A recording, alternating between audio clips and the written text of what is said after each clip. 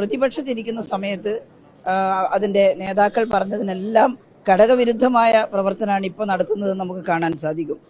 ഇപ്പോൾ സ്വർണ്ണക്കൊള്ള കേസ് തെറ്റിദ്ധരിപ്പിച്ച് ഇടതുപക്ഷത്താണ് എന്തോ അതിൻ്റെ ഉത്തരവാദിത്വം എന്ന നിലയിലാണ് തെരഞ്ഞെടുപ്പിൻ്റെ സമയത്ത് നാടാകെ പ്രചരിപ്പിച്ചത്. അന്നത്തെ ദേവസ്വം ചെയർമാനായിരുന്ന ഒരാൾ അവിടെ ഉണ്ടായിരുന്നു ആ സമയത്ത് എന്നുള്ളത് കൊണ്ട് LDF ആണ് സ്വർണം കട്ടത്, അല്ലെങ്കിൽ സഖാക്കളാണ് സ്വർണം കട്ടത് എന്നുള്ള നിലയിൽ പ്രചരിപ്പിക്കാൻ അവർ ശ്രമിച്ചു എന്നുള്ളതാണ്. യഥാർത്ഥത്തിലുള്ള വസ്തുത LDF ആയിരുന്നില്ലേ ആ സ്വർണ്ണക്കൊള്ള കണ്ടുപിടിക്കാൻ പരിശ്രമിച്ചത്? സ്വർണ്ണക്കൊള്ളയിൽ പങ്കെടുത്തിട്ടുള്ള ഗോവർദ്ധൻ അടക്കമുള്ള ആളുകൾ അവർ LDFുമായിട്ട് ബന്ധമുള്ളതാണോ?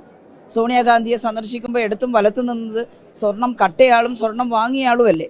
അതെല്ലാം ഞങ്ങൾ പറഞ്ഞു. പക്ഷേ വലിയ വൻകിട മാധ്യമങ്ങൾ നിങ്ങളടക്കം വലിയ പ്രചാരം കൊടുത്തത് സ്വർണം കട്ടവരാരപ്പ, സഖാക്കളാണ് അയ്യപ്പ എന്നുള്ള ആ ഉണ്ടാക്കിയിട്ടുള്ള ക്രിയേഷൻ ആണ്, നറേറ്റീവിനാണ് നിങ്ങൾ ഒരുപാട് ആളുകൾ അതിന് പ്രാധാന്യം കൊടുത്തത്, സോഷ്യൽ മീഡിയയിലൂടെ കൂടുതലും. ഞങ്ങളാലാവും വിധം ഞങ്ങളതിന് മറുപടിയെല്ലാം പറഞ്ഞു. പക്ഷേ ജനങ്ങളിൽ കുറച്ച് പേരെങ്കിലും അത് വിശ്വസിച്ചിട്ടുണ്ടാവുമോ എന്ന് ഞങ്ങൾ ഭയക്കുന്നു. പക്ഷെ ഇപ്പോൾ നോക്കൂ, പ്രതികൾക്ക് വേണ്ടി വാദിച്ച വക്കീൽ ദേവസ്വത്തിൻ്റെ അഡ്വക്കേറ്റായിട്ട് ഗവൺമെൻറ് തിരഞ്ഞെടുത്തിരിക്കുകയാണ്. എന്താ അതിന് മറുപടി പറയാനുള്ളത്? അപ്പോൾ ആരാണ് ഈ സ്വർണ്ണ കൊള്ളക്കാരെ സഹായിക്കുന്നവർ, അവരുമായി ബന്ധപ്പെടുന്നവർ?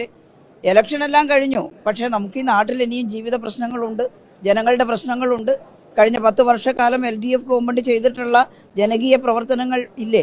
അതെല്ലാം തമസ്കരിക്കും വിധം ഇങ്ങനെ വൈകാരികമായിട്ടുള്ള കുറേ മുദ്രാവാക്യങ്ങൾ സൃഷ്ടിച്ച് ഇടതുപക്ഷത്തിനെതിരായിട്ട് കുറച്ച് പേരെങ്കിലും മാറ്റാൻ സാധിച്ചിട്ടുണ്ടാവുമല്ലോ. അപ്പോൾ ജനങ്ങൾ ഇതെല്ലാം ആലോചിക്കണം. ഞങ്ങൾ സാധാരണ കൃത്യമായിട്ട് സത്യസന്ധമായിട്ടാണ് കാര്യങ്ങൾ പറയാറ്. ഒരു തരി സ്വർണം പോലും അയ്യപ്പൻ്റെത് മോഷ്ടിച്ചിട്ടുണ്ടെങ്കിൽ അത് കണ്ടുപിടിക്കുമെന്നാണ് അന്നത്തെ ഗവൺമെൻറ് പറഞ്ഞത്, അന്നത്തെ മന്ത്രി പറഞ്ഞത്. അപ്പോൾ ഇപ്പോൾ ജനങ്ങൾക്ക് കാര്യങ്ങൾ ബോധ്യമാവുമെന്ന് കരുതുന്നു. ഞങ്ങൾ ഒരാളെയും സംരക്ഷിക്കാൻ നിൽക്കില്ല.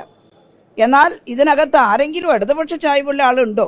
അവരെ ചൂണ്ടിക്കൊണ്ട് ഇടതുപക്ഷമാണ് ഈ മോഷണത്തിന് പിന്നിലെന്ന് പറയുകയും അതിനകത്ത് UDF ഒക്കെ ആയിട്ട് പല വിധത്തിൽ ബന്ധപ്പെടുന്നവരെ പതുക്കെ അവരുടെ പേരുകൾ തമസ്കരിക്കുകയും ചെയ്യുന്ന രീതി സമൂഹത്തിൽ ശരിയല്ലല്ലോ. അപ്പോൾ വളരെ വ്യക്തമായിരിക്കുന്നു പ്രതികൾക്ക് വേണ്ടി വാദിച്ച വക്കീൽ ഗവൺമെൻറ്റിൻ്റെ ഭാഗമായിരിക്കുന്നു എന്നുള്ളത്. അപ്പോൾ ഇതാണ് നടന്നിട്ടുള്ളത് എന്ന് ജനങ്ങൾ കാണണം.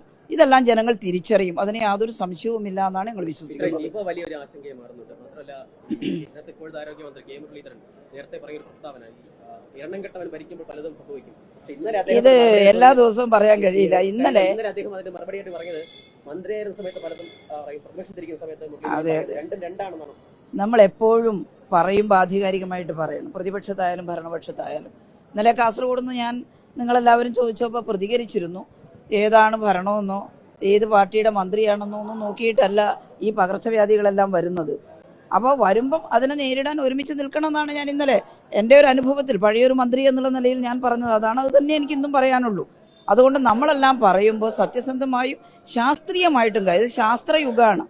അപ്പോൾ എന്താണ് ഈ കോവിഡ് വൈറസ്, എന്താണ് നിപ്പ വൈറസ്, അത് നമ്മൾ മനസ്സിലാക്കിയിട്ട് പറയണം.